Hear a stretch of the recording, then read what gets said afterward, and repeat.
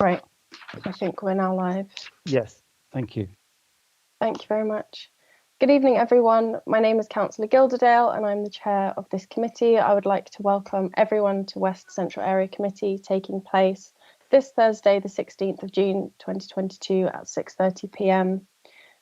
Please can I welcome new, returning and current members of the area committee. So councillors present at the meeting include Councillor Bagent, Councillor Bick, Councillor Gilderdale, Councillor Holloway, Councillor Nethsinger, Councillor Payne, Councillor Porrer, Councillor Smith and Councillor Sweeney. Can I just check that there's no apologies?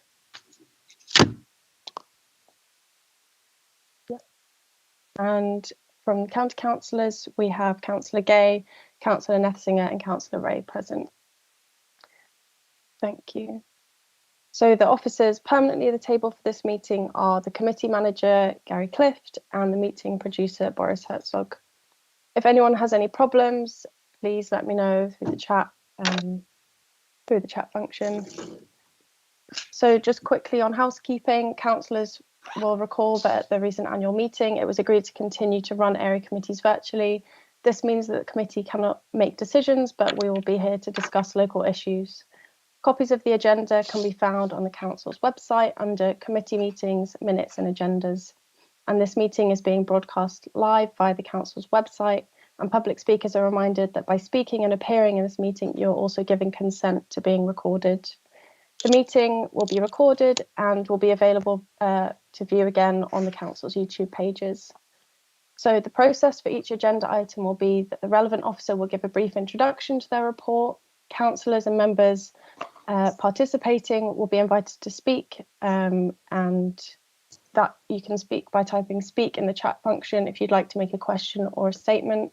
I'll also keep an eye out for any hands that go up. The committee manager will also check the Democratic Services email inbox to see whether any public questions have been submitted throughout the meeting. For the comfort of anyone attending, I may choose to call short breaks, and if councillors or officers would like a break at any point, please let me know and I'll halt the meeting at the next convenient opportunity. Okay, so moving on to agenda item 2, please could councillors advise if they have any declarations of interest, and please identify which item their declaration relates to.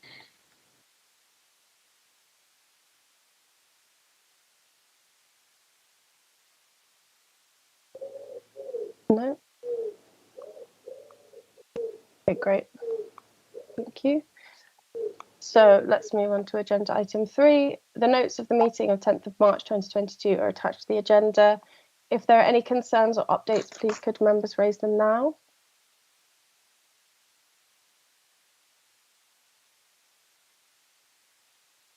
No? Okay, great.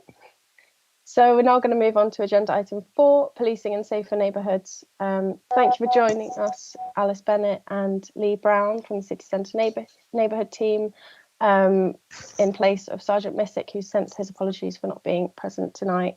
And then we've also got Sarah Steggles from our antisocial behaviour team. So please could the police colleagues provide your update first, and then Sarah, you can follow with an update from your side. Thank you very much. So yeah, I've got to apologise first in that Kev has not given me a full sort of briefing in exactly what goes on in this meeting. It's the first time I've attended one of these meetings, but I think the City Centre continues to tackle the 3 main strands that we've got in terms of antisocial behaviour, the retail and business side of things, and enforcement in that. And also crime. We've got 3 main operations that oversee those 3 parts of business, and I think we continue to work quite well in tackling the issues in relation to that. Targeting main offenders and getting some good results at court, including criminal behaviour orders.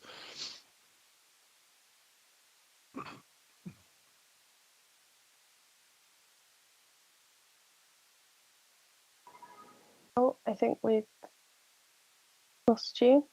Oh no, was that it? Yep, that was it. Yeah. Great, thank you very much. Does anyone else have any questions for Lee Brown or anything to add?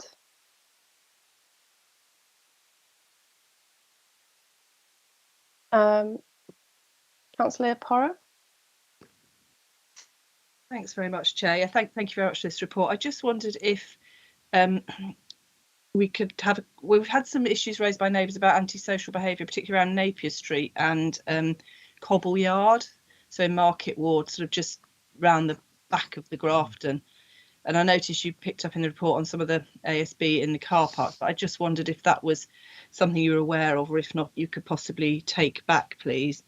And similarly, I think, well, I don't know whether you want to deal with that one, because obviously in terms of the priorities, something about the use of the green spaces and how we, the council and obviously the police, are managing some of the larger events on Jesus Green. I think we've got what's called Suicide Sunday. I don't really like that name, coming up soon. I think there's been some issues with some antisocial behaviour previously, so I wondered if you're able to comment on any plans we've got to obviously support residents and visitors using the space and make sure that it's not damaged, or we don't have the problems we have with urination in public and things like that previously. Thank you. Yeah, so in terms of Napier Street and Cobble's Yard, is that in relation to sort of rough sleeping and urination, that kind of issue? Yeah, I think so we had overnight and drugs sometimes, allegedly. Okay, so I think that was an issue. I don't know if it's reared it again, but it was certainly an issue some months ago, and we worked with businesses down there and the ASB team at the council, also street outreach team as well, and immigration as well, in tackling those. We managed to identify who those people were, and work with street outreach and immigration to resolve that. And to my knowledge, there's not any more issues there, unless these are very recent issues that you're talking about. Through you, Chair. If it's, I think it was quite recent, within the last couple of months. So yeah, I'd be grateful if you could obviously keep on your radar. Yeah, absolutely. It's somewhere that I personally patrol, and I think it's been quite empty of that kind of behaviour. So I think we've managed to knock that one on the head. In terms of the green spaces and the events on there that you're talking about, we had Caesarean Sunday, which was fairly recent, around a few weeks ago, and me and Kevin, a couple of other colleagues in the city centre, we resourced that event and managed it quite well, working with council event and also Jesus College, and that seemed to go quite well. Issues, and I don't know, I imagine that we're probably going to resource this type of event. I imagine we're probably going to resource that in the same way again. I'm not 100% sure, but Kevin would know about that. Thank you very much. Sarah, do you have your hand up to come back on this? Just in relation to Napier Street, really, just that we did give all the businesses there information on how to report, and they were in contact with us on a regular basis. So I'd be surprised if stuff's still continuing, because they haven't been in touch for a little while. So as Lee said, I think we did sort of knock it on the head, really. So if there is anything else going on there, we'd be interested to know, really. And it may just be the odd occasion, but it's not regular like it was before, as far as I'm aware. Thank you very much, Sarah. Councillor Payne? Thank you, Chair. Thank you very much for your report. I just wanted to ask two questions, if that's okay. So one links to the road safety issue, and I completely agree with the issues of cycles and often the delivery drivers going the wrong way.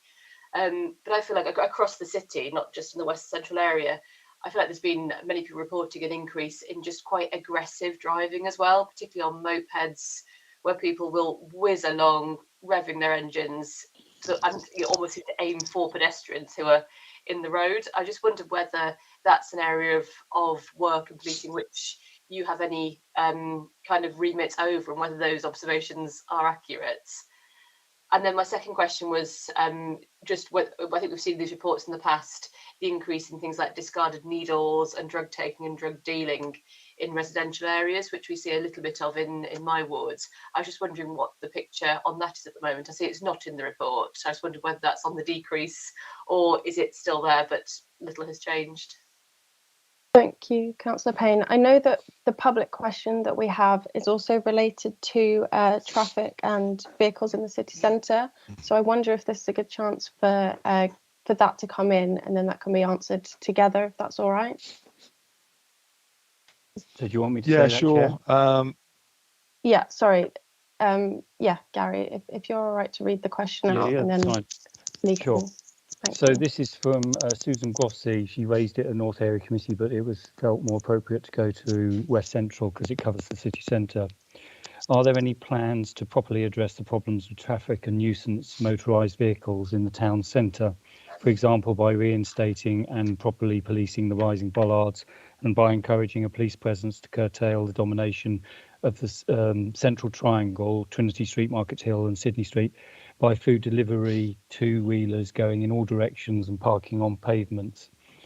I'm asking because I was recently in Dijon, which has taken a much more robust approach to their central pedestrianised area and is such a joy to walk and cycle in a city like that.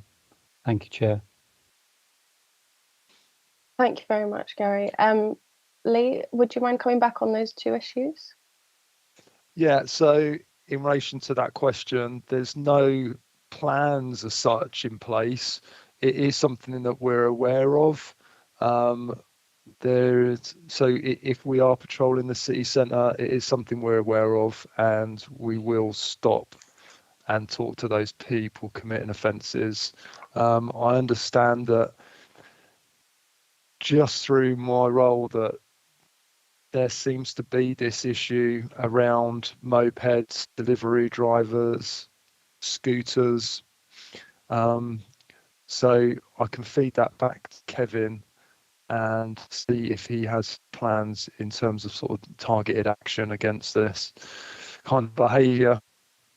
So that's all I can sort of say in relation to that. In relation to the drug dealing and needles and drug related behaviour, I can probably hand you over to Alice, actually, who's I think she's going to have quite an active role in something that we've been talking about recently in terms of drug dealing. Hiya, thanks, Lee. So yeah, we are starting a new operation against drug dealing in the city centre, targeting two groups, both the nighttime economy and then the frequent drug users on the streets, to try and figure out, the drug dealers. So any information that you have, any intel, anything that's reported to us regarding that, we'd really appreciate, because it just helps guide us where to go and when. So yeah, no, we are really picking up on that at the moment. So yeah. Thank you very much, both of you. I'd also like to add that in conversations that I've been having with the antisocial behaviour team and with police officers as well, that currently, because the national legislation, there is no national legislation on the mopeds and the electric vehicles, it's very hard for there to be any action taken at the moment. But it sounds like there will be future legislation coming out quite soon. So I think that that's going to be monitored closely and action will be taken in the future. And we can definitely bring that back to the committee. Councillor Bick, you've got your hand up. Would you like to ask a question? Yes, I'd like to ask about the reference to begging in the report. It describes it as divided into two parts. One which the police are taking the primary role for aggressive begging, and the City Council on passive begging. I just wondered whether Sarah could say a little bit about the City Council's contribution here and give a view about where we are with this at the moment and what good looks like. Okay. Sure, thank you. Okay. Thanks, Sarah. So we're sort of picking up on It's not so much the passive begging, it's where there's individuals who are passively begging, but they're linked with other issues such as the rough sleeping and drug related activity in the car parks and the sleep sites. So where there's a sort of a link between those two issues, then it's usually our team that will be picking it up, because it's not just there's no sort of aggressive behaviour as such. It's more in relation to the complaints we're getting from the members of the public about the drug paraphernalia, the people sleeping in doorways, the mess that's left behind, people feeling uncomfortable when they're going into work or having to step over people who are begging. That kind of behaviour really we're getting involved in. Where we can demonstrate there's a significant impact on the wider community, that's when we may look at enforcement action. But as you're probably aware, there is a very staged approach to any action we take, and enforcement is always the last option after we've engaged, after services to try to engage with individuals and do work with those individuals. But it's where the passive beggars have been in an area for a long time and nothing's changing. They're sitting outside cash points.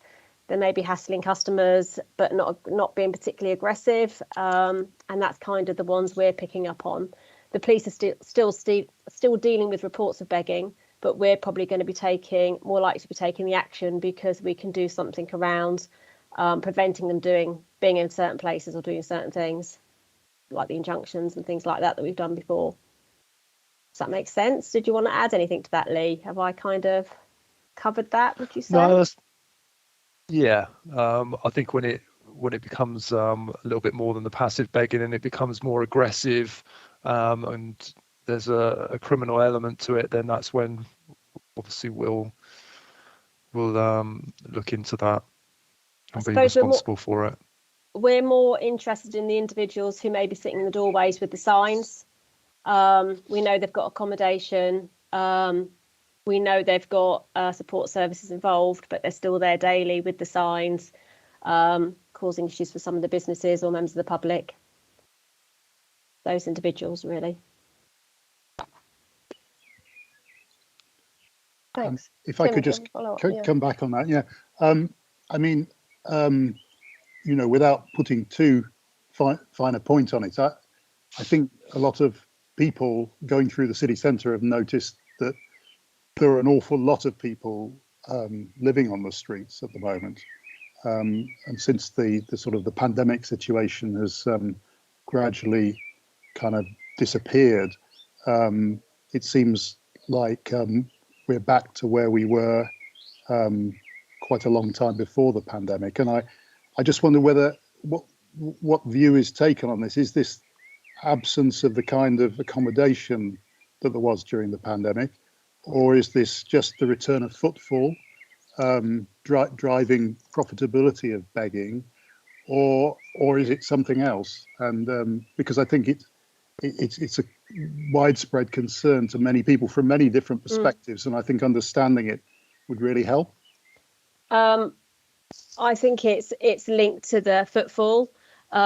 Individuals tend to be in the sort of the busier areas, outside H&M, those kind of areas by the cash points. Most of them are individuals that we know of. They have got access to accommodation. Most of them, I don't think any of them are actually living on the streets as such. They may stay. They may be there overnight because the nighttime economy, arrive early in the morning. I think that tends to be the pattern. I wouldn't say there were more. I think it's a long process to actually deal with the issue. Each of those individuals is a long process involved in actually getting to the stage where if they're not engaging, we're taking the enforcement action. And again, that bit of work is lengthy, partly due to the legislation and the court process, etc. So it may seem like nothing's changing, but sometimes it's just different people who are taking those spots. Okay, thank you. Thank you very much, Sarah, and thanks for your question. I realised, sorry, I didn't give you a chance to give an update earlier. Is there anything you'd like to add or update us on since the last committee? I don't think so. I think it's still, we're still working close with the police in relation to the ASB in the city centre. We're still working, looking at court action against a number of individuals who have breached the injunctions that were obtained in November. So it's pretty much business as usual, really. Yeah, so nothing really to update, other than that we're still working together to try and deal with the issues. Great, thank you very much. Councillor Bick, is that your hand up for another question, or is that a legacy hand? It's a legacy hand, sorry. No, don't worry, thank you very much. Please, could I just check, Gary, if we have any further questions on this item? There's no other questions, Chair, thanks. Great, thank you very much. If everyone's happy, I'm just going to give everyone a chance to ask any final questions. Okay, all right, well, thank you for Alice, Lee and Sarah for your updates. We really appreciate the work you do. And thank you for the questions, everyone. All right, so Chair, could I just ask, I mean, this item on the agenda is normally where the committee gives guidance to the police about priorities for the next period. Is that something you intend us to do? I wasn't aware that that was something that we were hoping to do. That's the purpose of the session, Chair.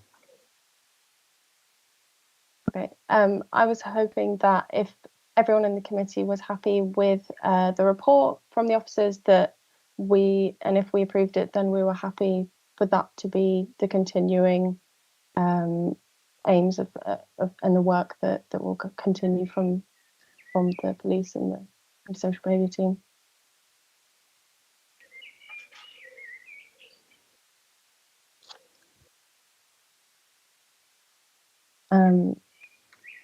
Would anyone else?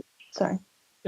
Chair, if it helps, I think what will happen is that the officers, both the police and the antisocial behaviour officers, have heard the conversation and will take that away. And that's what's been the practice of all the area committees whilst they've been non-decision making. So I think if members aren't raising new items, then the police and the antisocial behaviour team will take those away and report back in 6 months' time, if that helps. Thank you, Gary. Yeah, that does make sense. It seems to me that the issues that have been raised in the report, especially the electric vehicle use in the city centre and the begging and homelessness, which are clearly current and ongoing work from these officers. If there is anything else that anyone would like to add, then please let us know and we can discuss it and let the team know. Otherwise, I think we can continue.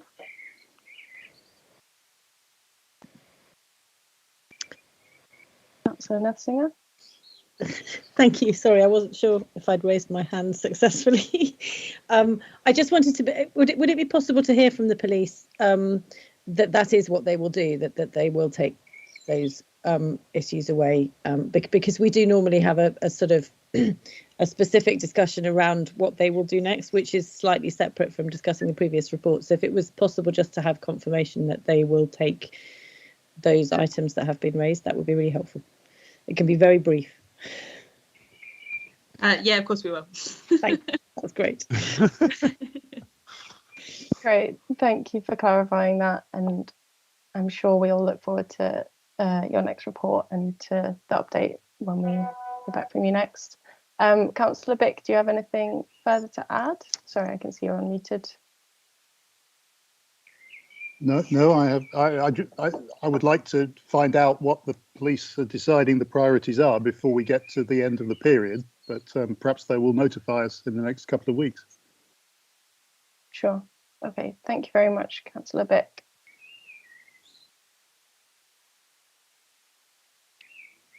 Okay, shall we move on to agenda item 5, Kanban to Cambridge, better public transport and active travel environment impact assessment consultation. Thank you to the officers who attended to give the previous updates. You don't have to remain in the meeting. So I'm now going to pass on to Joe Baker from the Greater Cambridge Partnership, GCP, to present an item, and then there's going to be an opportunity for questions. Joe, are you happy to go ahead? Oh yeah, I can see. Thank you, Chair. Can you see my screen? Yeah, thank you very much. Okay, good evening, and very pleased to give you a quick run through of where we are on the Kanban to Cambridge scheme.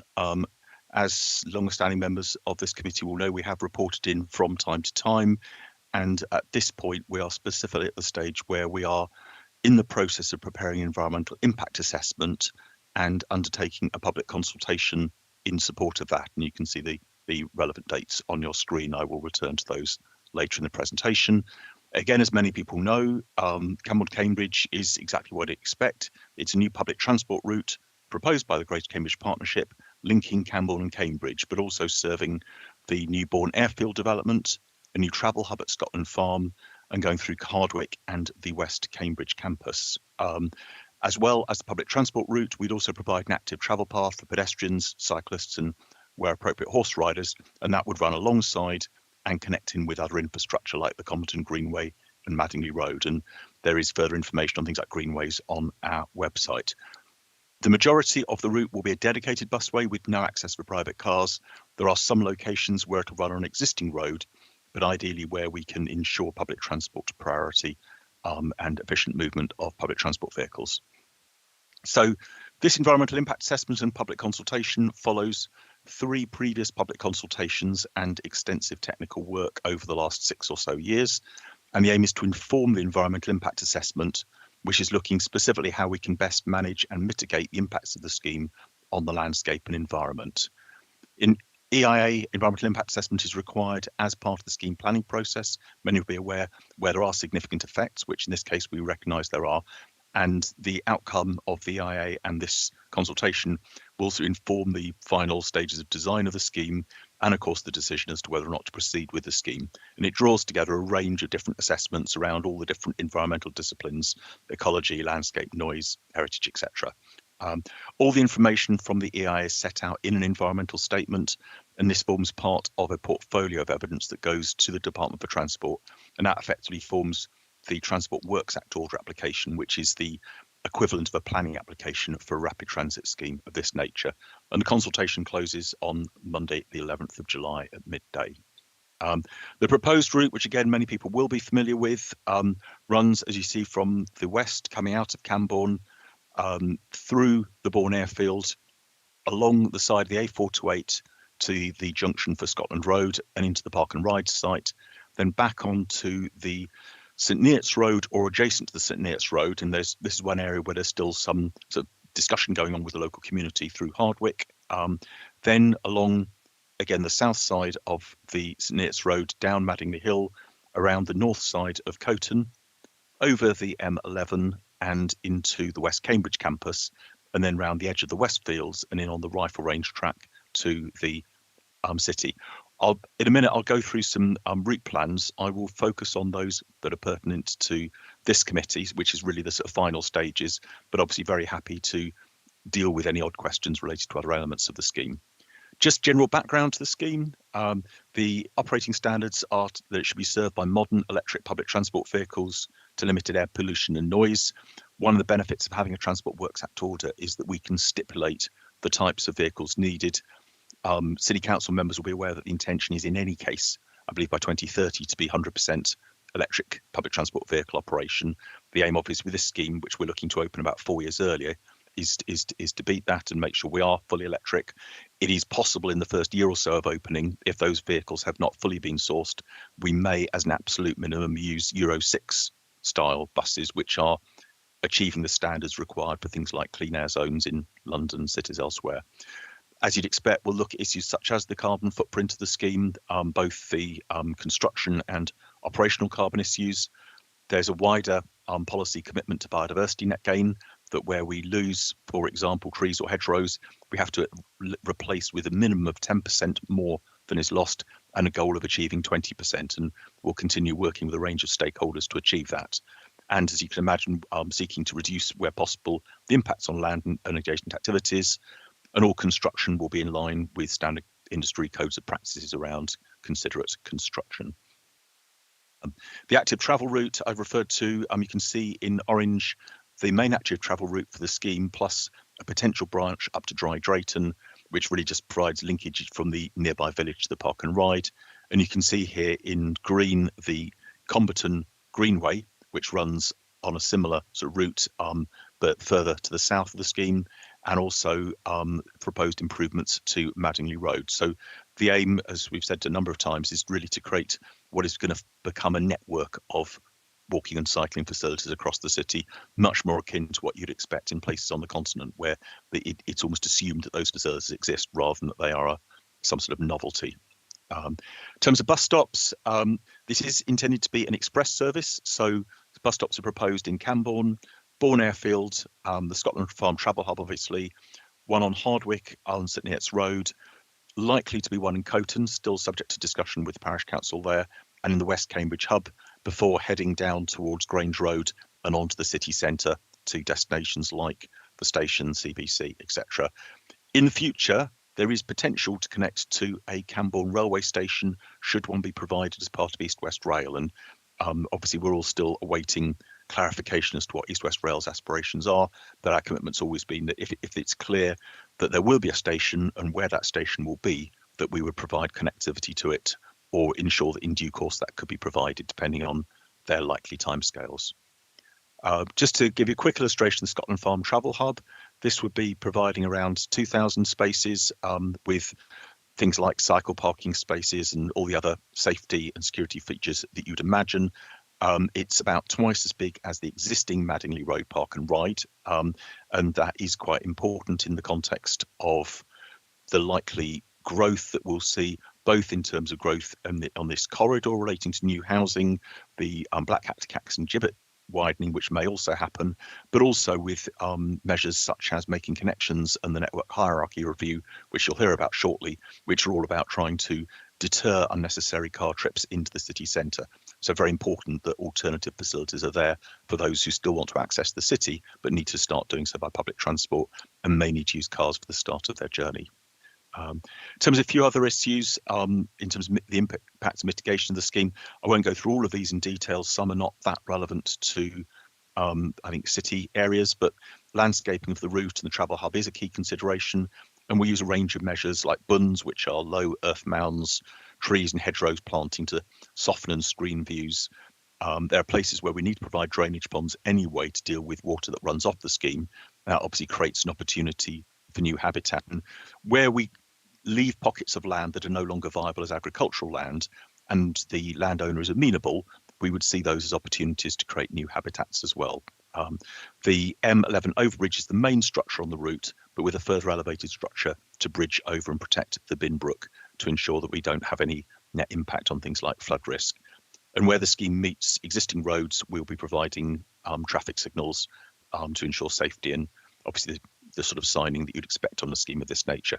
So I say I'm not going to dwell on the plans for areas out of town, really just flipping through so you can see, broadly speaking, where there is. But just starting at the end of Coton, you can see where the road crosses Cambridge Road on the north side of Coton.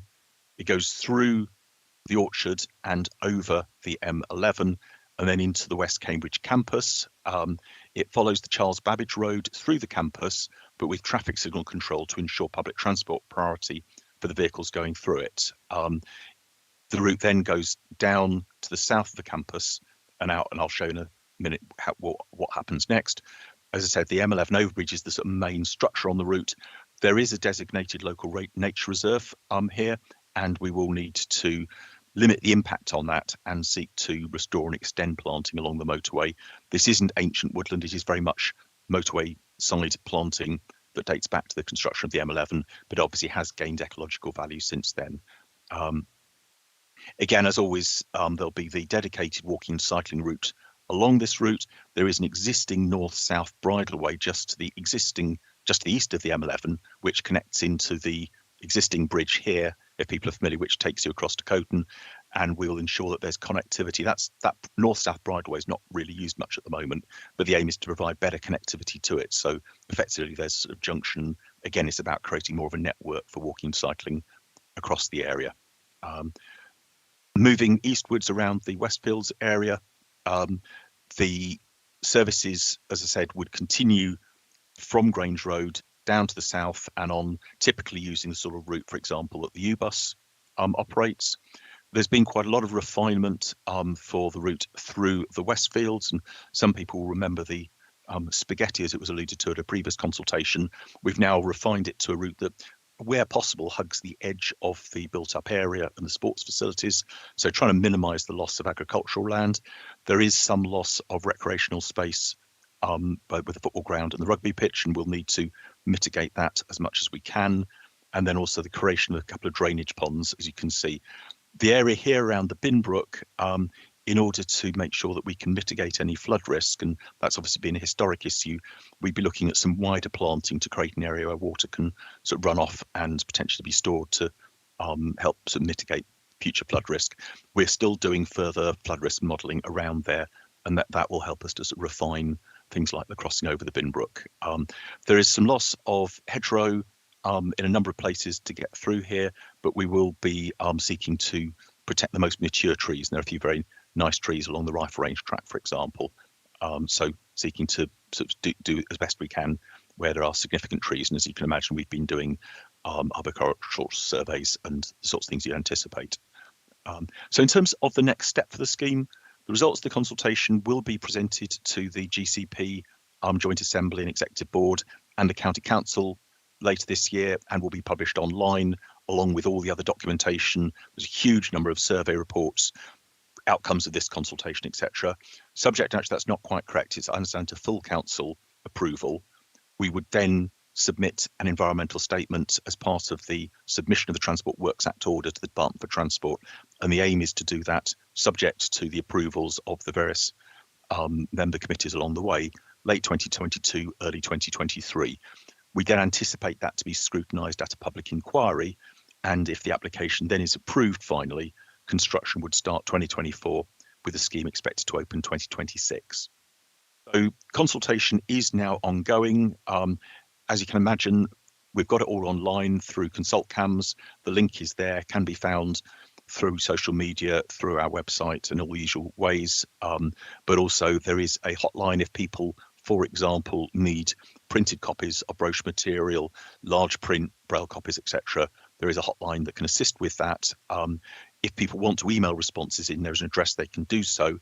Again, we are encouraging people to use the online response mechanism, or indeed they can post responses or deliver them to Mandela House as well. And I say the consultation closes on Monday, the 11th of July. There are a few more events ongoing. We are doing a little bit of a hybrid this time, trying to provide a few public exhibitions, but also some public webinars. So we're way through our consultation programme now. We still have a webinar planned for the 20th of June, and people can register again through our website to that. Anyone is welcome to attend. I'll go through all of these slides. It will be the same presentation, but because we'll have people from the whole length of the route and South Cambs as well, I'll go through all the slides. And then there will be a final public exhibition at the Diamond at Selwyn College on the 30th of June. So for those who do want to come and look at plans in a bit more detail and have a chance to actually put questions to the design team or the environment team, that is an opportunity. We did a similar event this week and had a reasonable turnout in Camborne. And obviously it's great for those people who are comfortable getting out and about to come along, but we're still doing a hybrid because for some people, clearly it's not yet appropriate to be going out to public events. So that gives you a fairly quick canter through the scheme. I'm very happy to take questions on that, Chair. Thank you very much, Joe, for the report. I know that we've had one public question that we've been notified of from Marcus Gearing, and I can see that he's in the meeting. So would you like to bring your question, Marcus? Yes, thank you very much. Joe knows I'm a long-term skeptic of this entire scheme. I think we will, contrary to what he said, we will see normal diesel buses because with the cost of living increase, it will not be affordable for the bus companies to actually send electric buses. And I was wondering whether the use of the busway, not just building the busway, but the use of the busway is actually taken into account, because I see the busway goes around the athletics track where lots of young people are going to train. It goes straight along that athletic pack, so athletic place, so that if you run diesel buses down that route, it's going to have a devastating impact on young lungs, especially people who are doing sports. You are planning for up to 10 buses, up to 20 buses, a bus every 3 minutes on peak times. That's within your design. So if all those buses actually use your new busway, what's the environmental impact of the use of the busway actually going to be for residents, also for Clare Hall, right? We're looking at historically protected buildings that you're directly impacting, and I see no reference in your draft impact study for exactly that point. I would also urge you to move away from euphemisms, right? Rather than calling it an elevated structure. If I see the drawings correctly, you're planning to build a flyover straight through the greenbelt, right? So that doesn't seem to appear in your documentation, and I was wondering why. Is it because it's the end of the route?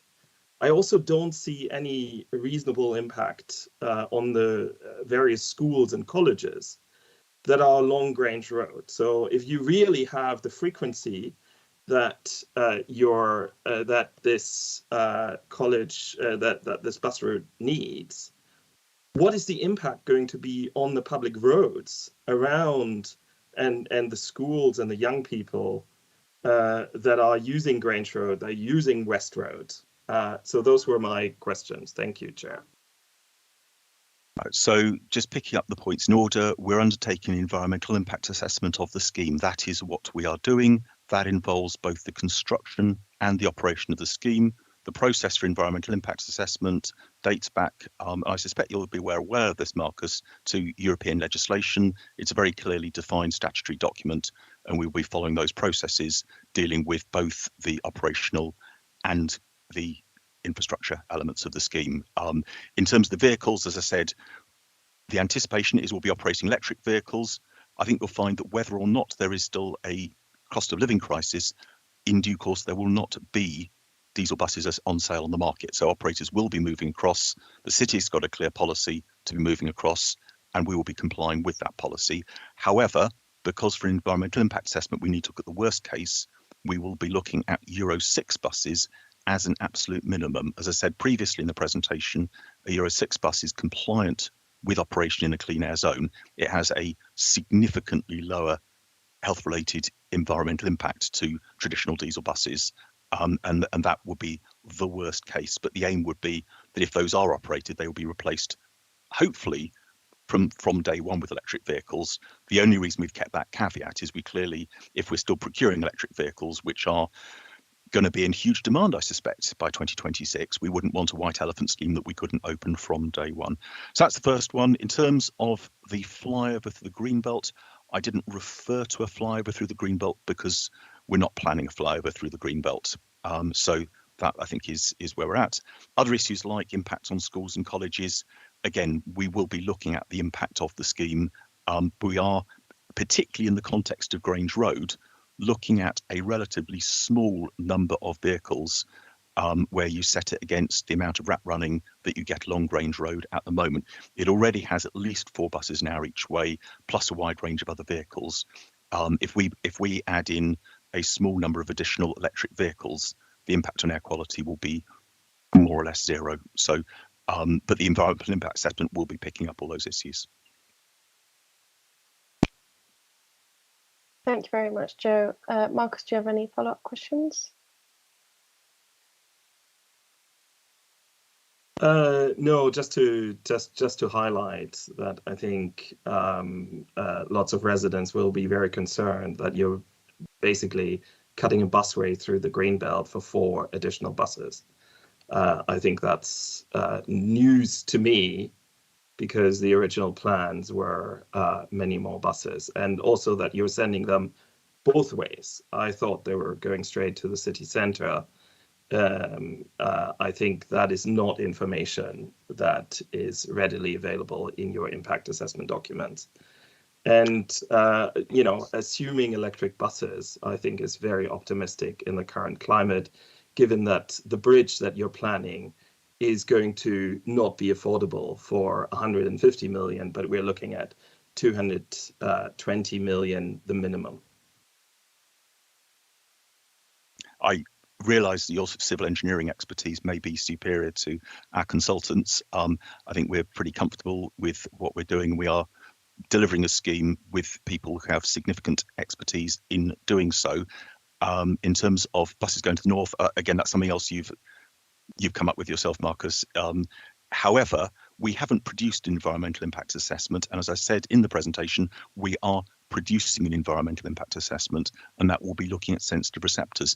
That is the process we're going through now. What we've produced is a consultation brochure. That's not an environmental impact assessment. I suspect you're aware of that. Thank you very much, Joe. Councillor Nethsinger. Thank you, Joe, for your presentation. I want to focus on a very small part of this scheme today. There are lots of other bits that I'm very interested in, but in this meeting, I just want to ask quite specifically about the junction between the Rifle Range and Grange Road, which I think is a particularly tricky area. It's already a particularly tricky area because Grange Road narrows there. And as the traffic goes through that point, large numbers of vehicles and cycles are squashed into quite a small space. I don't know whether the current expectations from the GCP are that you will need to significantly widen that junction, which will have implications for one tree in particular, and potentially for the property that's to the left as you come into the city, or whether your expectation is that you will be able to make the scheme work at that pinch point without changing the width of the point at which it comes in. I think from what you've said, you would be expecting to have traffic lights at that point, that it would be a signalled junction. So confirmation of that is helpful. But I think it is particularly important that that cycle access around and through that area continues to be as at least as permeable and safe as it is now. So if you were able to talk about that particular junction a little more. I realise it's not necessary. I mean, it is part of the environmental impact because particularly the large tree that's there has an environmental impact of its own. But I realise that one tree isn't. It's a very large scheme, and other trees will also have to go. But that one is important for the area. Yeah, if you could talk a little bit about that junction, that would be very helpful. Yeah, I'm afraid realistically that tree to the right-hand side as you hit Grange Road is likely to be lost because it is absolutely on the corner. We may need a small amount of land to ensure the visibility so people can see traffic coming down from the left. So that might take a small amount of land off Clare Hall College, and that's something we'll need to work through with them as we refine details. As always with any of these schemes, it'll be subject to road safety audit, and so the final sort of layout of traffic junctions will partly be influenced by the road safety audit process. That, of course, is in turn intended to ensure that it is safe for pedestrians and cyclists. But by putting traffic signals in, obviously that helps because you've got control crossings in place. And again, we'll come on to the presentation that's coming later about network hierarchy review, part of which is to deal with the amount of traffic that Grange Road often does end up it's not just about Grange Road, but it's more generally about traffic in the city. Also, as I'm sure you're aware, looking at things like parking control, and amazingly on Grange Road, as people are aware, there are areas where there is currently completely uncontrolled parking, which again is, in this day and age, quite surprising in a city of Cambridge's nature. And, you know, I think there is a need more widely to perhaps address the way traffic works in the area. But you're absolutely right to highlight there is the risk in terms of the loss of the tree and possibly a little bit of land needed to the left. I know previously you've raised concerns about buses turning left as they come out of the rifle range. We've never been convinced there would be a need for that, and we're designing on the basis that buses would turn right and go down Grange Road as the U bus does. So, you know, we picked up that, and clearly a left turn coming out would be quite difficult to achieve and would basically take you back up to the Madingley Road in the first place. So we don't see that particularly as being needed or beneficial. I hope that picks up those issues. Yes, I think that so are you implying that as it's designed, it would not be possible to turn left out of the busway up Grange Road, or just that you won't have that as a major design criteria? We won't be designing for it. There is an issue that obviously at the moment the rifle range track is owned by Jesus College. It's used by the rugby club, so there's an existing agricultural right of way, and the rugby club uses it for things like the Steel Bodgers match. So we will need to continue to work with the rugby club, with Jesus College, and with the agricultural tenants, that we're not removing a right of way they already enjoy. But that will be for exceptional purposes rather than large numbers of vehicles during the course of every day. As I say, whilst in reality it's unlikely there will be much agricultural access, technically the farmers of the fields over the Westfields do have a right of access along it, and so we obviously need to make sure that we're not removing access that they currently enjoy. Thank you, that's helpful. Thank you. Councillor Holloway, do you have a question? Yeah, thanks very much, Joe. That was really useful. Can you just clarify then the number of buses that would be added to the traffic going on Grange Road? Because I think you said there are 4 per hour at the moment. How many would this add? So there isn't a definitive end total. I mean, you'll be aware, for example, with the existing guided busway, despite the extensive debate about it, it's been, particularly in the run up to COVID anyway, very successful, popular. The number of vehicles increased, and that's a great outcome. And we would hope the same would apply with this. So we've already always said, as a minimum, we want to get to 6 to 8 buses now, because we want people to feel they've got, say, at least 6 coming in from the park and ride. It feels like a turn up and go service. I would hope it would be about 8. Buses will be operated by private operators, not by the GCP. So they obviously will be able to determine what's there. So in terms of our assessment, we'll be assuming it's around 8 to 10. Whether it goes slightly higher in due course, it will depend on the success of the scheme. And, you know, if it is successful, a bit more, it's hard to see it'll be much more than that, just in terms of capacity of the park and ride and, like, you know, what is a typical bus route. So, you know, as we've seen with the existing guided busway, that probably gives you an idea of how frequent you might get to. So it's of that order, but ultimately we're not going to specify an absolute number because it will be subject to what operators choose to run in the end. Okay, thanks very much. And follow-up question, which is actually on a different topic, but at the bus stops that aren't at either end of the route, would you be including cycle parking as well for larger vehicles, so that people could do, say, part of their journey on the active travel route and then transfer to a bus? Yeah, so a couple of them are on, there's 3 of the sites are on Bourne Airfield and West Cambridge, where in both cases the developer has got to hit some quite challenging targets in terms of modal shift. So I would anticipate some quite significant facilities being provided, not only for bike storage, but also potentially bike hire, dare I say, even scooter hire. You know, so as you'd expect, they'd be that. The other 2 locations in the middle, at Coton and Hardwick, would be within the existing structure of a village, and we'd be talking to the parish councils about what infrastructure was felt to be appropriate. I'd like to think there would be cycle storage or cycle racks at any future bus stop, but obviously the details as we get towards finalising design would be developed in partnership with them. And the same applies in Camborne, where, you know, I'd hope we'd be providing a travel hub, but we've been there's been a fair bit of debate with the town council, but the question mark in their minds always been whether or not there's going to be an east-west rail station, whether that becomes the travel hub, and that's, again, it's a bit of it's an ongoing topic of conversation. But the principle behind it absolutely is these stops should provide interchange opportunity for walking and cycling, and certainly on West Cambridge we'd see it as an intersection with other services serving the West Cambridge campus from north and south as well. Great, thanks very much. And yeah, the cycle parking sounds like, sorry, cycle hire and scooter hire sounds excellent. Thank you. Thank you very much. Councillor Nessinger, your hand is still up. Do you have another question? Sorry, legacy hand. All right, great, thank you. I can't see any more hands. Can I just check whether we've had any emails or public questions?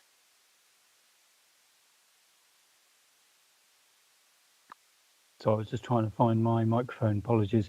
No, not for this one. I have got one come in for the next item though, Chair. All right, great, thank you. I've just seen Councillor Ray's hand go up, so would you like to ask your question? Just a quick question about how the bus comes through West Cambridge and crosses over the existing cycleway, which is very heavily used by both undergraduates and cyclists. How is that going to be managed? We're going to need to put some signals there because we also have the intersection between the cycleway across our scheme and that cycleway, which then in due course forms part of the Comberton Greenway. So we'd need to have signal control so that the cyclists could get across. And yeah, I agree, there's going to be quite a significant interchange at that location. Okay, thanks. So that would be right outside the West Cafe now, wouldn't it? More or less, yeah. We're in discussion with the campus. They want to slightly tweak the alignment as it goes through, but yeah, it's broadly around where the West Cafe is, or was. Yes. Yeah, it was closed. It was closed this week, so. I don't think it's closed permanently. Right. But, thank you. Thank you very much. Councillor Holloway, do you have another question, or is that legacy hand as well? No. Okay, great. All right, so if everyone is happy, then we can move on to agenda item 6, the Greater Cambridge Partnership consultation regarding the new road classification of Cambridge. Thank you very much, Joe, for your report and for your time in answering the questions. That's really great. So now we're joined by Richard Preston and Isabel Larter from the GCP. I think Richard is going to deliver a short presentation and then we'll have time for questions afterwards. Thank you very much. Thank you, Chair. I'll, with your permission, I'll share my screen.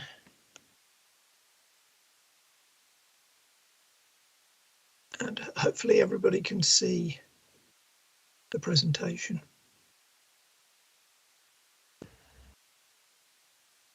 Okay, a new road classification for Cambridge. Starting off, why are we reviewing this now? The road network in Cambridge hasn't been reviewed since the early 80s following the construction of the Northern and Western bypass. That's the A14 and M11. And since that time, there's been significant changes made to the road network. And over the years, the priorities for the use of the network have changed. So the decision has been taken to look at that classification, taking into account some very significant policy documents that are laid out on the slide here that focus very much on quality of life objectives.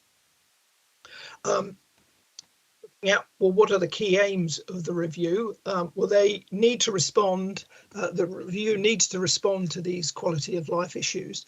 We need to make sure that the road network is responding to the challenges of climate change. We need to improve health and well-being by providing a much better highway environment to encourage more people to undertake physical activity, walking and cycling in particular. The city, there have been long concerns about air quality in the city, and we need to address that through the network review by reducing congestion and encouraging active travel and, importantly, greater use of public transport. Perhaps one aspect of the highway network operation that hasn't been given due consideration in the past is that sense of place. The public, the highway network forms an important part of the public realm. A lot of attention is given to its function as a movement tool, but we're very keen to make sure that we focus very much on that sense of place to create an environments on the highway where people can interact and enjoy that space far more than they do at the present time. And the review needs to focus very much on one of the core aims of the GCP to improve access to work, education, leisure, and importantly, our green spaces in the city. So looking at the current road network, which I'm sure people are very familiar with, and this shows the main roads feeding into and around Cambridge. Back in the early 80s, we first had a designated ring road. It's numbered the A1134, which was provided as a main circulatory tool for the city. But interestingly, at that time, the decision was taken to retain 2 A roads passing through the centre of the city. That's the A603, the East Road, Gonville Place, Lensfield Road route, which was retained as the A603, and Hills Road was retained as an A-class road, again leading straight into the heart of the city. And in many ways, the retention of those routes as high classification routes has encouraged a lot more traffic to pass through the centre of the city. So in terms of our ambition, well, the intention is to concentrate trips by cars, vans and lorries on the main roads as much as possible, thereby reducing the use of local roads and streets, many of which are used as through routes. Many are popular rat runs to avoid longer routes on the network, particularly during congested peak periods. The aim would be to introduce point road closures, known as modal filters, on some of the local roads and streets to prevent through movements. But importantly, access to properties would be maintained at all times. This would mean that traffic travelling around the network, cars, vans and lorries, would be encouraged to use the main road network and then leave by the nearest junction to gain access to whatever local road or street that they need to reach. So in terms of the outcomes, journeys by private motor vehicles will be less direct and potentially longer, and perhaps importantly, given the cost of fuel at the moment, some of those trips could be more expensive. In future, local streets would carry less traffic and clearly would see the obvious benefits of reduced noise, congestion and pollution. But there is the potential for some traffic to transfer onto main roads where we could see an increase. We would need to make sure we undertake extensive traffic modelling to understand what these changes would be in advance of making any changes to the network, and making sure that we're considering appropriate mitigation measures if any increases are likely. Cyclists and scheduled buses would be allowed through those closure points, the modal filters that I've referred to earlier, because clearly the intention is to try and make these trips as reliable, pleasant and convenient as possible to encourage greater use of those modes. So we've devised a series of categories of road, and we've had a first stab at applying these to the road network. I'm just going to jump ahead to just look through these 5 main categories of streets. We have 2 distributor roads, primary and secondary, and they would provide the main movement network for the city. And they're largely based on the existing A-class roads that we have, A-class and B-class roads that we have in the city.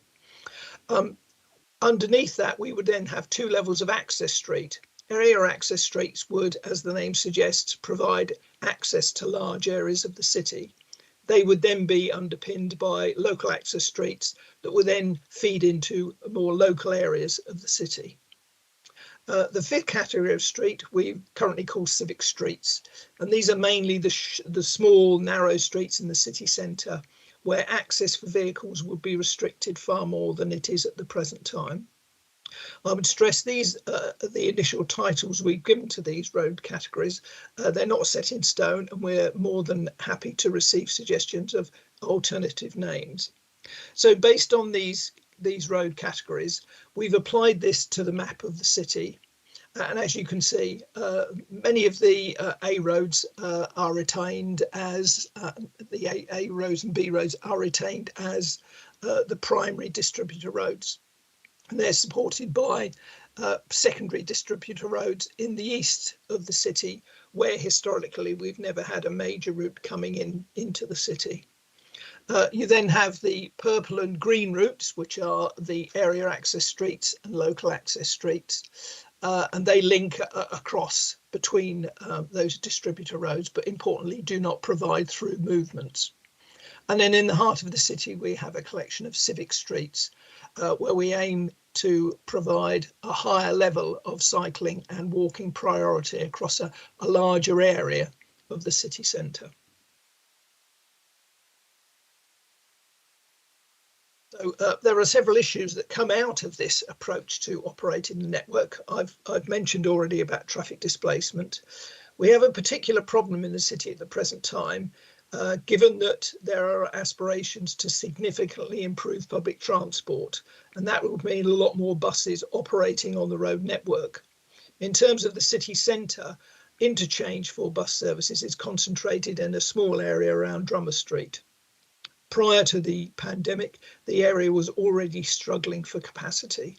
And if we are going to see a significant increase in bus movements into the city, we don't think that's a viable option going forward. So we're suggesting that buses should be routed slightly further out and interchange facilities are spread across a wider area. I've mentioned about pedestrian and cycling priority across a larger area of the city centre, and that links into this issue of displacing some of the bus routes. Currently, some of the routes that buses are allowed to use in the heart of the city are, I think, by many people considered totally inappropriate going forward. Routes, for example, like Hobson Street. There would also be issues about the level of access we provide for taxis, and we're keen to get feedback on how we respond to providing access for taxis. Currently, they enjoy exemption for bus gate restrictions and bus lane restrictions, and they're also allowed access into many restricted streets in the city centre. And we want to know whether that approach is still appropriate under this review. We're also asking questions whether people think we should treat the two classes of taxis, that's hackney carriages and private hire cars, in exactly the same way, or whether it would be appropriate to differentiate in terms of the level of access each of those groups are provided. If we're going to see more pedestrianisation of the central area, there would be issues about how we maintain deliveries to many businesses and retailers in the city centre. And the GCP has carried out some early work on potential consolidation of delivery trips into the city. And the review offers an opportunity to try to incentivise that approach by perhaps giving greater degree of access where deliveries are consolidating their loads. We need to take into account county council road safety policies to make sure that the review is contributing to that. If we're talking about restricting more of the road network, it's inevitable there will be requests for exemptions, either on a vehicle basis or on a user basis. And we've asked within our consultation for some feedback on certain categories to help shape how we approach exemptions going forward. So what are we asking for feedback on? Well, we're asking for feedback on those categories of streets that I've talked about and on the initial map that we produced. These are very much initial ideas. This is the start of a long conversation about how we operate the road network in the city. So we're very keen to receive feedback on those particular elements. We've also provided this table that gives an indication of the level of network accessibility based on individual modes. Clearly, with walking and cycling, we want to make the network as accessible as we possibly can. And that's true of buses, wherever they're routed. We want to make sure that conditions are conducive to providing reliable public transport. For cars and commercial vehicles, clearly the network will not be as permeable as it is at the present time, and there will be implications for some of those trips made by motorised vehicles. With emergency service vehicles, as you'd expect, we want to provide as much accessibility across the network as we possibly can. And the final category here that we've included are vehicles used by blue badge holders, which is often a very emotive issue. Slight problems here in that blue badges are issued to a person rather than to a vehicle. So that sometimes makes it a bit harder to manage that access. But we're very keen to hear people's views on how we respond to this issue, and whether we should treat all blue badge holders equally, or whether it would be appropriate to differentiate perhaps on the level of disability that people have. So again, we're very interested in feedback on those issues. Consultation started on the 23rd of May and runs to the 18th of July. We're holding or have held a series of public meetings to try to engage with as many stakeholders across the whole of the Cambridge travel area as we possibly can. And we're also coming to all the area committees as well to try and spread the word. I would stress that at this stage, the consultation is very much about testing out principles and getting a feel for how we want the network to operate in the future. There would be a further consultation once we've decided the shape of the network going forward that will then focus on how we deliver that new network. So we've deliberately avoided getting into the details of where some of these modal filters might be located at this stage, but clearly as the conversation progresses, we will give communities plenty of opportunity to influence any decisions that are made around the way that we filter the network going forward. Thank you, Chair. Happy to take any questions. Thank you very much for the presentation. I'm going to go first to the public question, which is in the chat. I can read it out quickly so that everyone can hear it. It says, I believe Richard Preston has said elsewhere that Victoria Road / Chesterton Road cannot be broken up. Could he explain why that is exactly? Does the GCP have reasons of its own that mean they would prefer not to? Well, I don't think I've said they couldn't be. Ultimately, at the end of the day, it's down to members to shape the way the road network looks in the future. But clearly, Victoria Road and Chesterton Road have historically formed an important part of the ring road. And if you start taking elements out of the ring road, it then makes it much harder to manage traffic across the network. Clearly, our ring road is not the greatest ring road in the world. Some sections are much better than others. And there have always been sensitivities around Victoria Road in particular, given the proximity of residential properties to those, to the carriageway. But clearly, if the decision was made to take Victoria Road out of the ring road configuration, it would provide a lot more pressure on routes like Chesterton Road. If you were to take both those routes out of the scenario, then really you wouldn't have a functioning ring road. And I think it's important to have this circulatory tool if you're going down this route to allow traffic to be distributed around the road network. Thank you very much. Hopefully, if the member of the public is still listening in, they will have a chance to come back to that if they wish to. Councillor Bick, you've got your hand up. Would you like to ask a question? Thanks very much, Chair. And thanks to Richard for a very clear presentation. I had three questions. The first is picking up from the end of your last answer.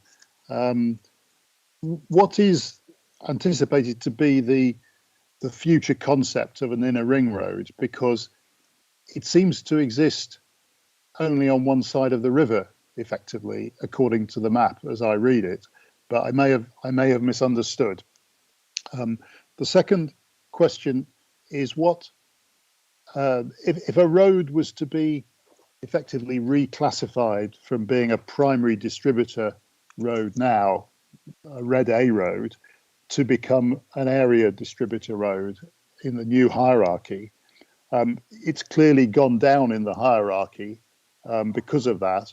But what would people living on or around such a road expect in terms of future traffic management as a consequence? And I'm thinking of places like Hills Road Lensfield Road or Gonville Place. And then the third question is about how flexible the definitions of these new categories are, because there's one road where residents have asked me, which is Maids Causeway, which is proposed to be an area distributor road. But one of the characteristics of that is that there would be no restrictions on vehicle accessibility, but actually it already has a weight restriction on it, and residents are wondering whether that means that the weight restriction would have to go away in some form. So I wonder if you could help us with those three questions.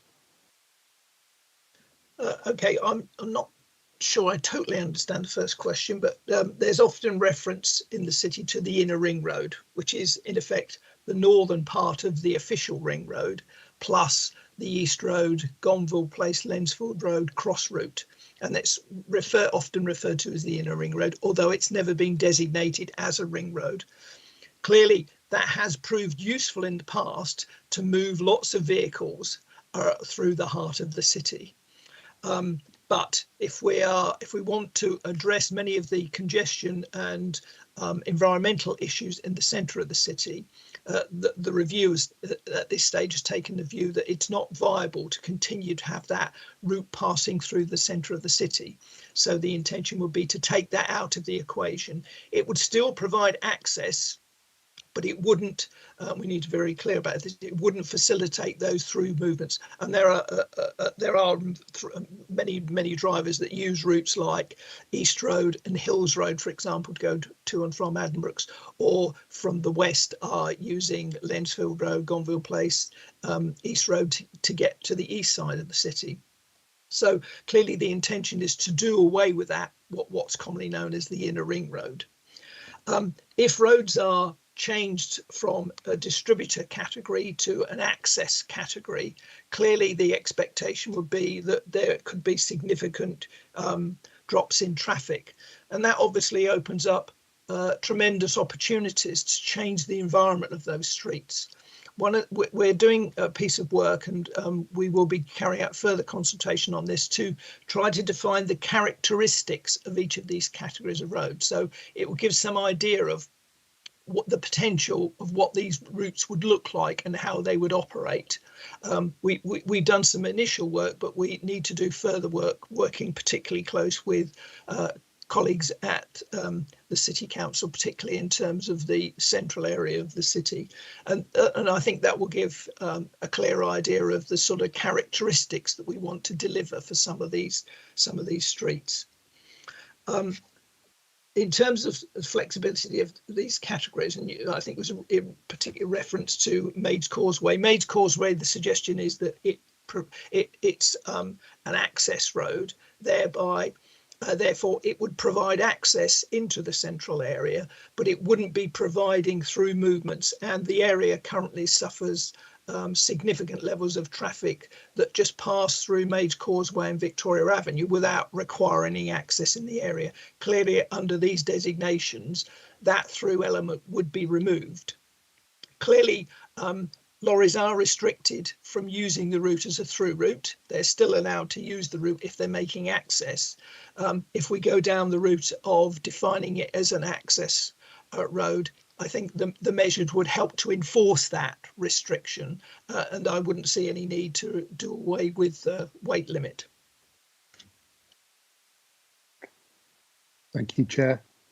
Could I just follow up and ask about the middle answer of the three that was talking about a road that might be downgraded from a primary distributor road to an area distributor road. You said, Richard, that there would be, people could expect there to be less traffic and a better sort of environment there. What sort of measures, just in generic terms, would be coming down the line to achieve that?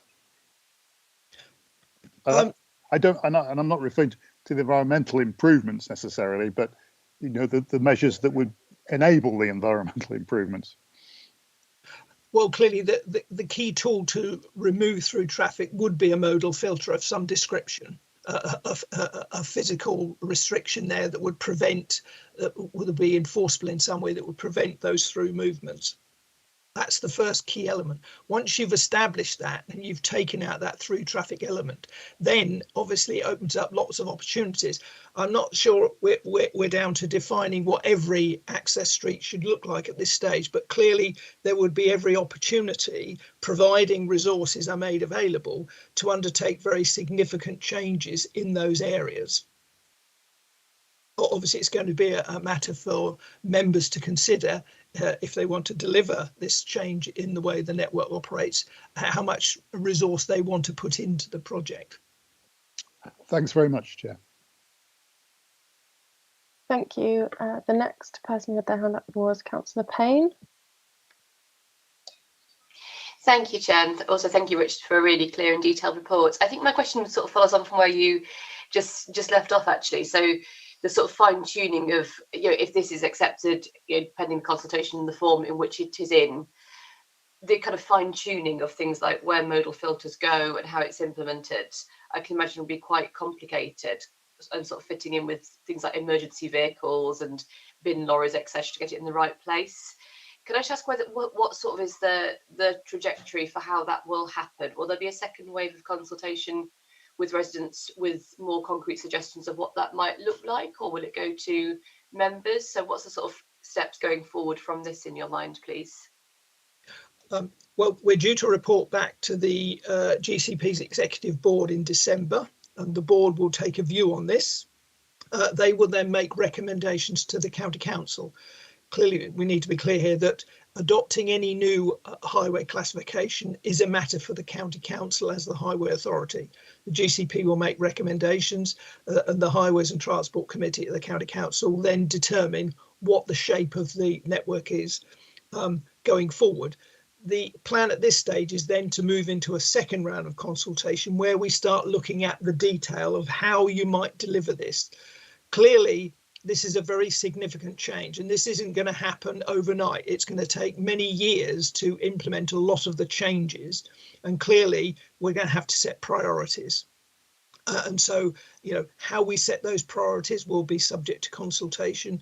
And then when we've got some idea of priorities, these will go through the usual extensive consultation processes with local communities to help shape the detail of it.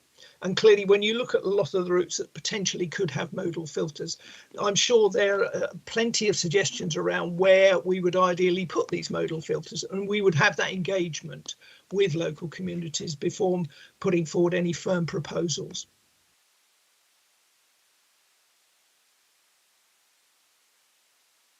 Okay, thank you very much. Next person is Councillor Holloway. Thank you, Chair, and thanks, Richard. That was really useful. I just has been looking at the key aims for the proposal, for the review, and one thing that I felt was missing was equality. So I was just wondering whether you had a plan in place for assessing the equality's impact, particularly because there is potential here for road closures in wealthier areas of the city to then displace traffic to poorer areas. I mean, it may be the other way around, but there is a possibility of that. So how will you assess that and make sure it doesn't happen? Yeah, we are undertaking an equalities impact assessment. We've also asked Access for All, a leading London-based charity that is one of the leading advocates for transport for all members of society. And we've asked them to carry out an audit of these proposals. So along with the feedback we want from a lot of the disability groups that we engage with regularly, we've also got those two elements to underpin that aspect of the review. And I think, as you rightly say, there will be some concerns about the equality of some of the measures we are suggesting, and it's right that we address that. Thank you. Thank you. Councillor Smith.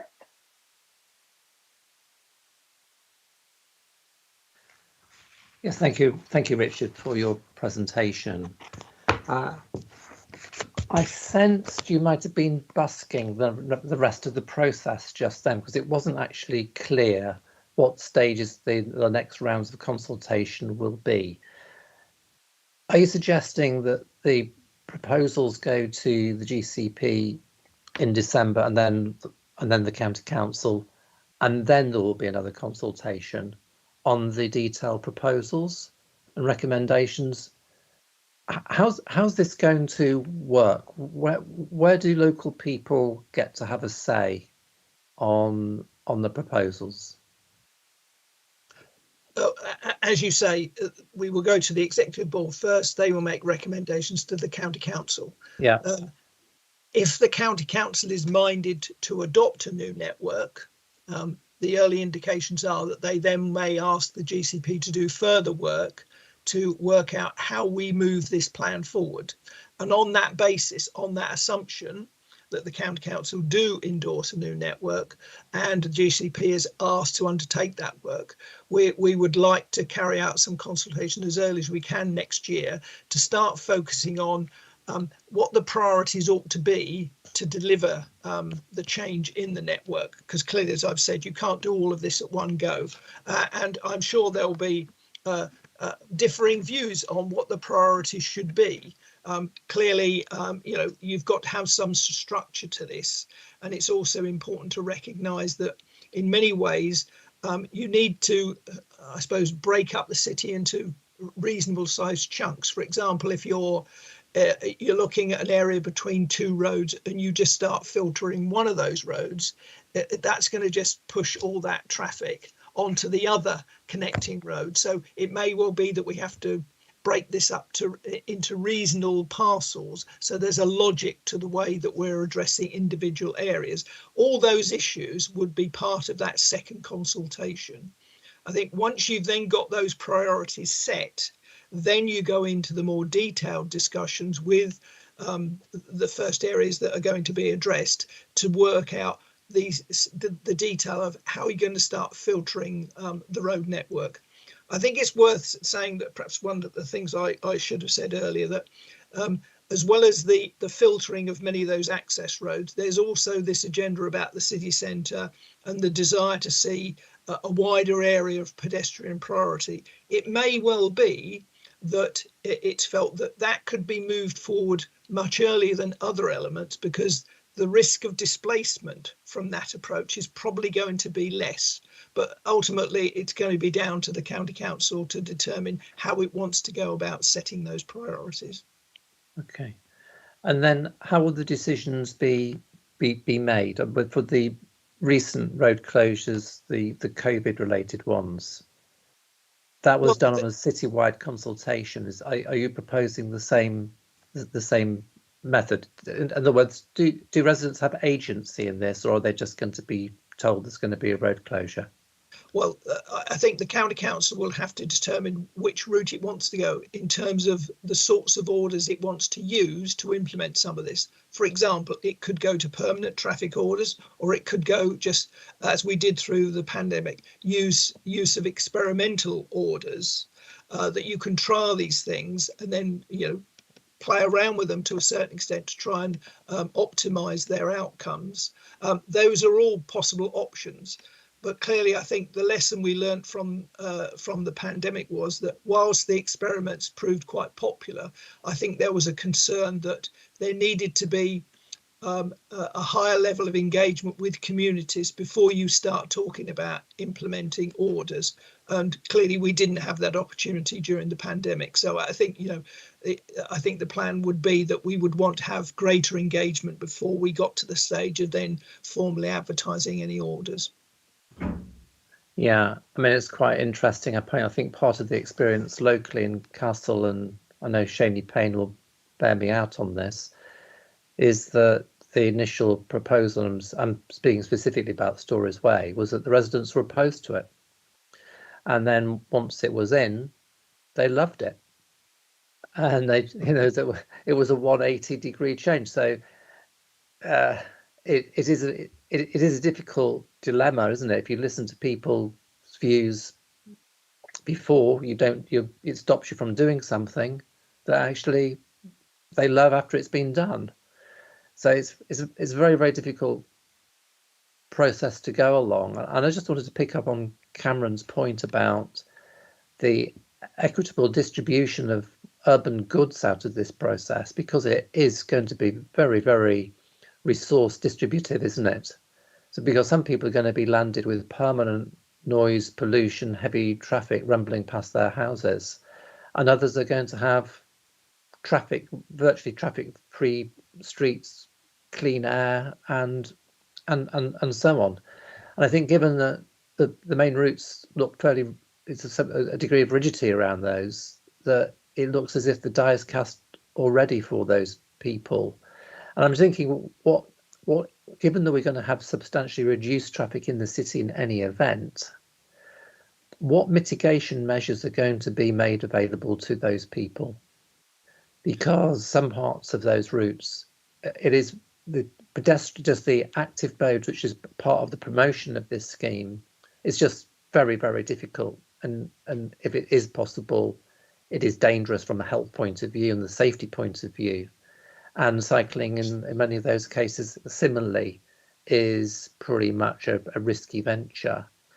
So I'm thinking of streets like Victoria Road. I'm thinking of the one-way circuit in Shelley Row, Mount Pleasant, Albion Row, these sorts of areas which are now, well, heavily polluted and not pleasant places, not don't create very pleasant residential environments.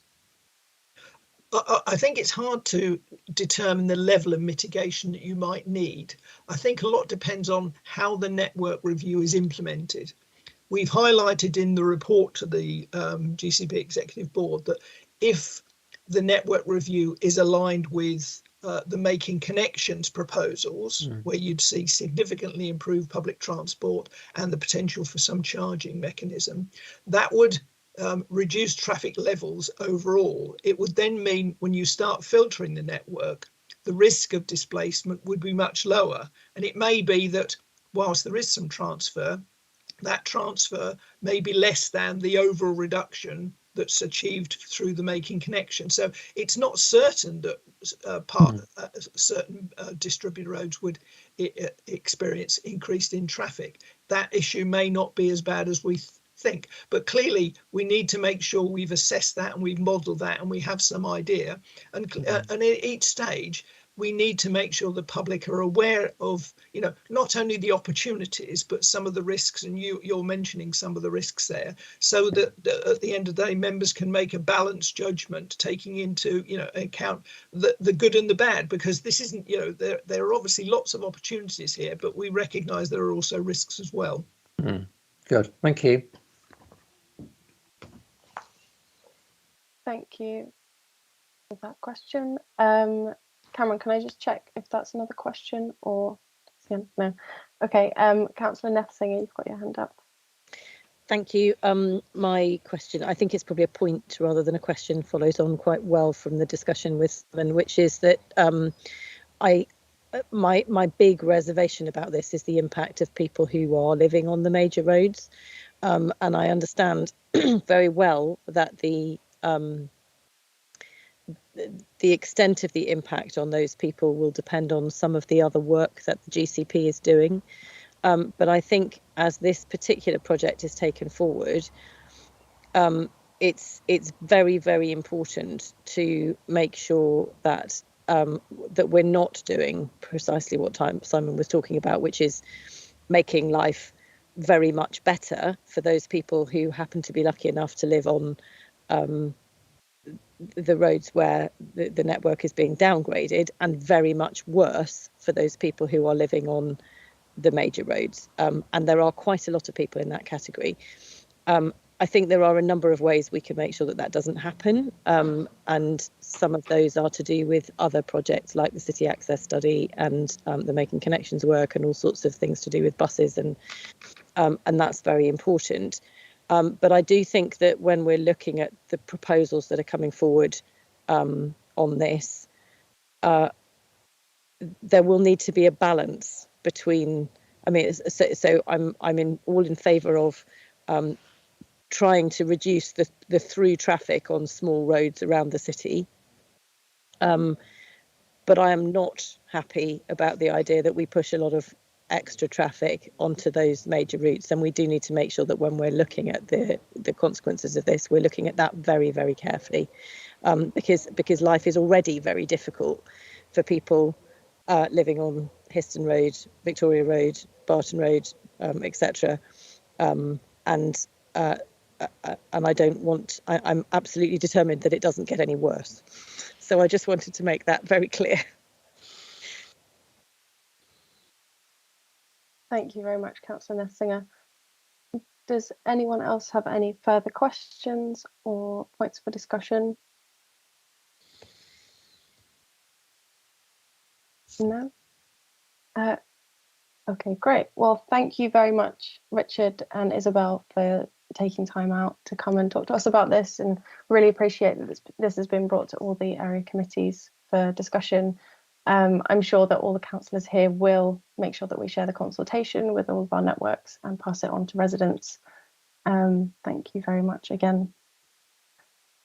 Okay, I'm going to move on to our final point on the agenda, which is open forum. Would it be possible to end screen sharing, Richard? Thank you. Great, now I can see everyone again. So we have a couple of questions from Marcus Gehring, which have been sent in advance. I can see that he's not here anymore. So unless he is and wants to give me a shout, I'll just read out the questions.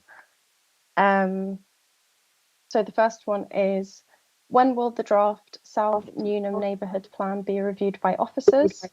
When will the South Newnham neighbourhood forum be designated? And shouldn't large-scale developments like Queen's College, Owlscroft be paused until that forum can act as a statutory consultee again in order not to undermine the draft neighbourhood plan? So I'm actually going to hand over these questions to ward councillors to respond to. I think Councillor Holloway has a response for that, if you'd like to go ahead. Yeah, thanks very much. I'll respond to the first one and then Councillor Sweeney and then me again. So in answer to the first question, first of all, I'll just say thank you very much to everyone who has contributed so far to the South Newnham Neighbourhood Forum. I went to the consultation event on Saturday, and it is an amazing amount of work that has gone into developing the plan. It is extremely impressive. The South Newnham Neighbourhood Forum has been working on the revised draft of the neighbourhood plan after meeting with officers in October 2019, where an earlier draft was discussed and comments were sent to them. The forum's now asked to meet with officers to discuss their latest plan, and officers say that from experience with other groups preparing neighbourhood plans, they've found it invaluable to have an opportunity to read the draft plan before having the meeting, and so they've asked the forum to share the latest draft. And they've not yet received that draft, but once they do, they will arrange a meeting and offer comments. Thank you. Councillor Sweeney? Thank you, Chair. So the second question was, when will the South Newnham Neighbourhood Forum be designated? So we have received the application, and the current 6-week public consultation is taking place. As Councillor Holloway said, there was a public exhibition at Newnham Social Club over the weekend.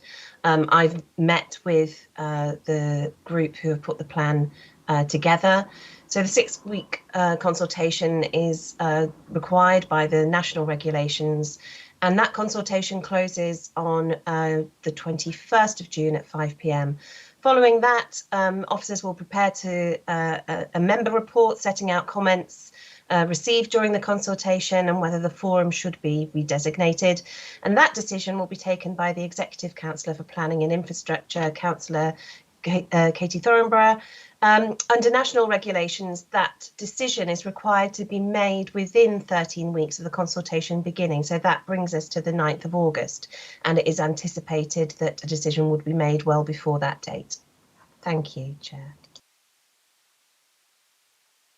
Thank you, Councillor Sweeney. Councillor Holloway, would you like to answer the final question? Yes, thank you. So like Marcus, Councillor Sweeney and I are concerned about the development at Alston Croft, and we are opposed to that development. Thank you also to Councillor Smith, who's been helping by advising the Friends of Paradise on their campaign against the development. However, in terms of this specific question about that being paused, it's part of the current planning process. The draft neighbourhood plan for the South Newnham Neighbourhood Forum, it will only begin to have weight in determining planning applications once it's been formally submitted to the local planning authority. The South Newnham plan has several stages to go before it can be submitted to Cambridge City Council. It will have to have a strategic environmental assessment and habitats regulation assessment screening. It will have to have a 6-week public consultation, and then those policies will be reviewed in the plan. It's only after all of those stages that the plan can actually be submitted to Cambridge City Council along with the other supporting documents. So the current draft plan would not be able to have any weight in determining Queen's College application. So as it is, we will have to deal with that within the existing planning mechanisms. Thank you very much, both. Would anyone else like to comment on this? These questions? Councillor Nessinger, I can see your hand up. I don't know if this is this or if that's a legacy hand. Sorry, it was a legacy hand, not on this. Although I have to say I am very pleased to hear about that the other Newnham councillors will also be opposing the Queen's development, because that is a very serious matter in Newnham at the moment. Great, thank you very much. I've been made aware that we have one further question that's coming from the public this evening. Gary, would you mind reading it out or pasting it in the chat?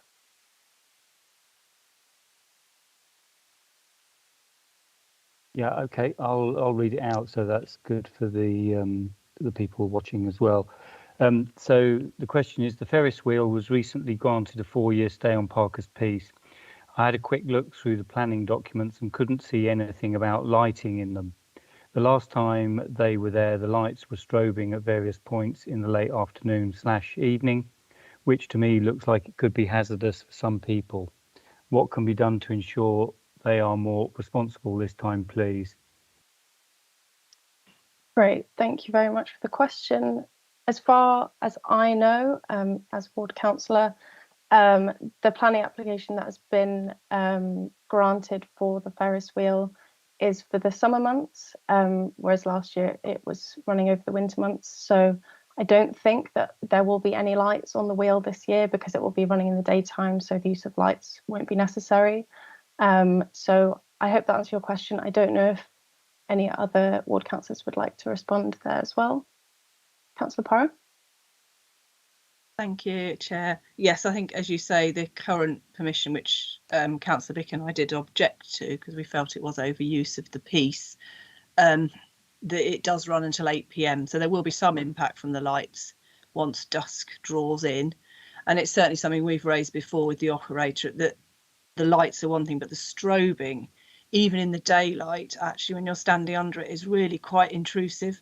And I mean, I don't personally suffer from migraines or anything, but it certainly gives me a few things to think about looking at it. So again, I'd urge any officers who are listening to this to engage, and obviously the Executive Council for Open Spaces to try and ensure that the strobing isn't switched on, because I understood it wasn't able to be turned off in the past, and I would hope that might have changed by now, because it's certainly, even in daylight, it's quite annoying, to put it politely.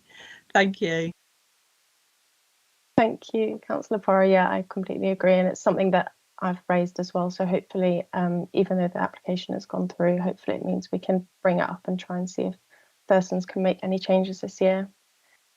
Okay, do we have any further questions from the public that have come in? No, that's it, Chair, thanks. Great. Well, unless we have any more contributions from committee members, I'd be happy to say that we've come to the end of the agenda. Thank you everyone who's participated. The next area committee is scheduled for the 8th of September, so please make sure you have that in your diary. And please could I ask the meeting producer to terminate the live stream link.